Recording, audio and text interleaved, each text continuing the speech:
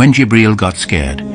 One day our Prophet Muhammad, peace be upon him, was sitting and talking with the angel Jibril, when they suddenly saw the sky split.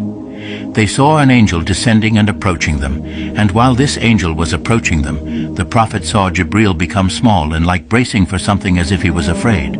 This angel approaches and says to the Prophet, "I am a messenger of God and I come to give you a choice. You can live as a humble slave or you can live as a very powerful king, like Prophet Suleiman." Jibril, knowing Muhammad, signaled him to take the first option. Once our Prophet answered, the angel went back to heaven. Muhammad then asked Jibril, "Why did you react like that?" Jibril said to him, "I swear by Allah that I never thought that this angel would descend to earth. This is the first time that he has descended to earth. He will only descend to announce the end of the world." Muhammad asked him, "Who is this angel?"